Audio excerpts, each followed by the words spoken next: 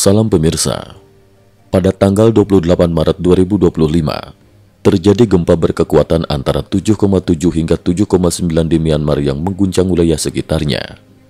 Namun yang menarik perhatian publik bukan hanya kekuatan gempa itu, melainkan runtuhnya sebuah gedung di Bangkok, sekitar 480 km jauhnya. Gedung ini hasil kerjasama antara desain asal Italia dan konstruksi yang ditangani oleh China Railway Sigo Group, mengundang berbagai pertanyaan mendalam tentang kualitas bangunan dan mekanisme pelaksanaan proyek internasional. Fakta-fakta yang menggugah, runtuhnya satu-satunya gedung di kota. Di tengah ratusan bangunan bertingkat tinggi di Bangkok, runtuhnya gedung ini menjadi satu-satunya insiden serupa. Getaran hebat yang membuat air kolam renang tumpah menunjukkan intensitas guncangan yang tidak dialami oleh bangunan lain.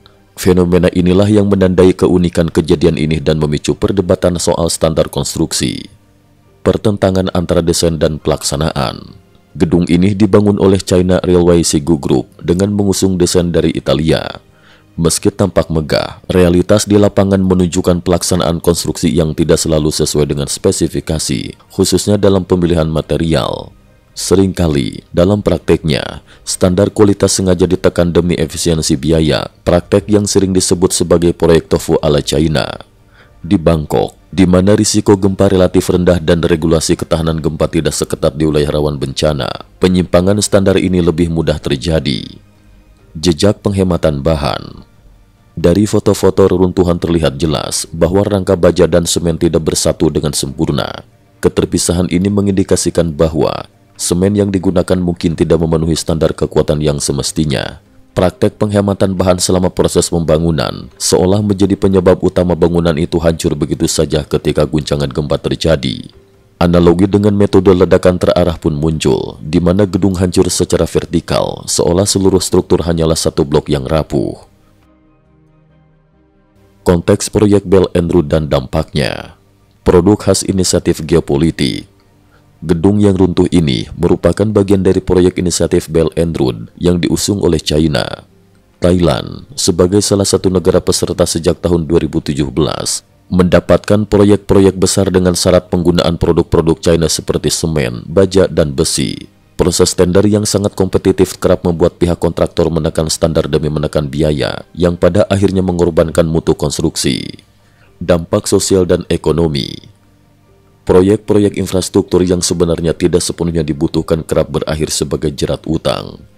Kasus gedung audit besar yang dibangun melalui kerjasama joint venture antara China dan Thailand menimbulkan risiko tinggi, tidak hanya dari segi keselamatan fisik, tetapi juga dari segi kepercayaan publik. Runtuhnya gedung ini yang terjadi saat masih dalam proses konstruksi pada pukul 14.30 berpotensi menelan korban jiwa yang tidak sedikit. Meskipun data resmi menyebutkan jumlah korban minim, perkiraan di lapangan menyebutkan ada sekitar 400 pekerja. Sebagian besar diduga merupakan buruh yang dikirim dari China. Implikasi terhadap standar konstruksi dan keamanan nasional. Kualitas bangunan dan kepercayaan publik. Kejadian ini menimbulkan pertanyaan besar. Bisakah kita mempercayai bangunan yang dibangun oleh pihak China, terutama dalam konteks-konteks proyek Belt and Road? Runtuhnya gedung audit ini seolah menjadi cerminan dari praktek penghematan bahan yang berujung fatal. Mengingat standar konstruksi yang seharusnya lebih ketat di negara seperti Thailand. Di balik keindahan arsitektur dan megahnya desain, ternyata terdapat cacat mendasar dalam proses pelaksanaan yang membawa dampak tragis. Refleksi pada sektor militer. Lebih jauh, masalah kualitas konstruksi ini pun menimbulkan kekhawatiran dalam sektor militer. Jika bangunan sipil pun rentan karena pengurangan standar material, bagaimana dengan peralatan dan infrastruktur militer? Beberapa analis bahkan mencatat bahwa meskipun proyek militer China tampak megah di atas kertas, kesiapan operasionalnya masih diragukan. Perbandingan dengan sistem pemeliharaan militer Amerika Serikat yang selalu siap, readiness, menambahkan keraguan atas kemampuan militer yang mengandalkan sistem yang mungkin memiliki kelemahan struktural dan operasional.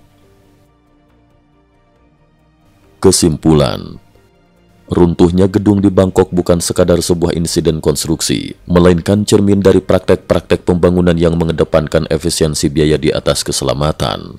Kejadian ini mengirimkan pesan tegas bahwa di balik ambisi geopolitik dan proyek-proyek raksasa seperti Belt and Road, terdapat risiko fatal yang bisa menimpa jiwa manusia. Kritik tajam terhadap standar konstruksi yang diterapkan dalam proyek internasional ini harus menjadi pelajaran berharga agar di masa depan setiap proyek dapat menyeimbangkan antara keunggulan desain, kualitas bahan, dan terutama keselamatan jiwa. Dalam situasi seperti ini, kepercayaan publik terhadap infrastruktur yang dibangun oleh pihak luar harus terus diuji dan ditingkatkan melalui pengawasan yang lebih ketat serta komitmen terhadap standar internasional. Kisah runtuhnya gedung ini pun menjadi pengingat bahwa dalam kondisi kritis, setiap celah kecil dalam kualitas bisa berujung pada tragedi yang menegangkan dan menyentuh hati. Cukup sekian dulu, terima kasih atas perhatiannya.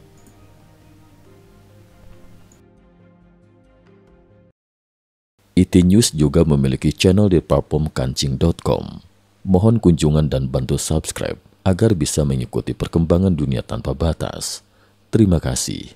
Link kancing ada di dalam description.